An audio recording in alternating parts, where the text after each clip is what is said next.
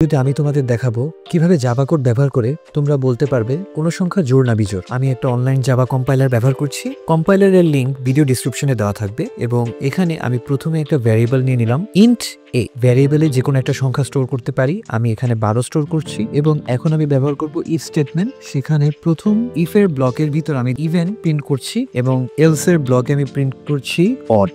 If else নিয়ে আমার কিছু বলার প্রয়োজন আছে।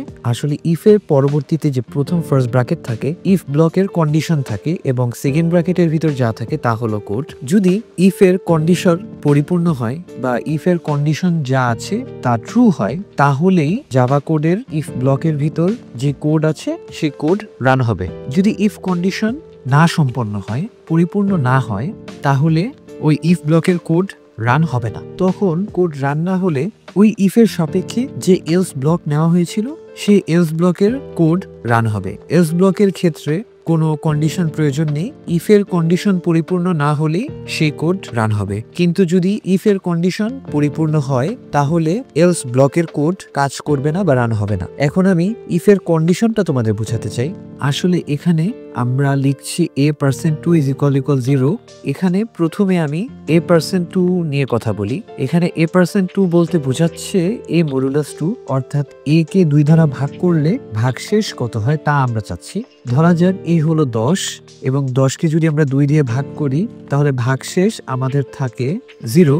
তাহলে 10 মডিউলাস বা 10%2 = 0। a%2 = 0 লিখছি। তখন আমরা বোঝাচ্ছি যে যদি a কে 2 দিয়ে ভাগ করার পর ভাগশেষ 0 আসে তাহলে কন্ডিশনটা ট্রু, আর যদি ভাগশেষ 0 না আসে তাহলে কন্ডিশনটা ফলস।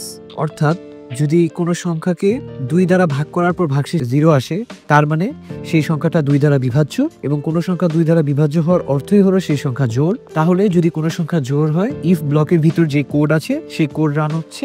আর যদি 2 দ্বারা বিভাজ্য না হয়, তাহলে এলস ব্লকের ভিতর যে কোড আছে সেই কোড রান হচ্ছে।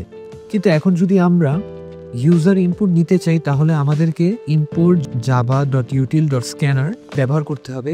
মেইন ক্লাসের উপর লেখার কারণ হলো যে জাভার ডিফল্ট টুল নয়, এটা আমাদের ইম্পোর্ট করতে হয়। জাভা সকল টুল একবারই ইম্পোর্ট করে না। এই টুলটা ইম্পোর্ট করা থাকে না বলে আমাদের java.util লাইব্রেরি হতে স্ক্যানার এই টুলটা ইম্পোর্ট করে আনতে হচ্ছে। তাই উপরের ওই লাইন লেখা। এবং আমরা এখন scanner sc = new scanner system.in লিখলাম। এই কোডের মাধ্যমে আমরা নতুন এক স্ক্যানার অবজেক্ট কোডে নিচ্ছি এবং এখানে sc শব্দটা যে কোনো কিছু হতে পারে। এটা শুধুমাত্র একটা নাম, এটা যে কোনো কিছুর নাম, অর্থাৎ এটা নতুন ওই স্ক্যানার অবজেক্টের নাম। আর এখানে system.in মানে হচ্ছে টার্মিনাল থেকে আমরা কোনো ইনপুট দিচ্ছি। যখন আমরা কোনো কিছু প্রিন্ট করি তখন আমরা দিই system.out, অর্থাৎ টার্মিনালে কোনো কিছু প্রিন্ট হচ্ছে। কিন্তু এখন যেহেতু আমরা ইনপুট দিচ্ছি, তাই আমরা লিখলাম system.in এবং int এর ভ্যালু এখন sc.nextInt হয়ে যাচ্ছে। এর অর্থ হলো আমরা জাভা কোডকে বলছি int a ভ্যারিয়েবল যে আছে সেই ভ্যারিয়েবলের ভিতর আমরা যেই ইউজার ইনপুট দিচ্ছি, যেই ইন্টিজার ডিজিটটা দিচ্ছি টার্মিনালে, তা স্টোর করতে।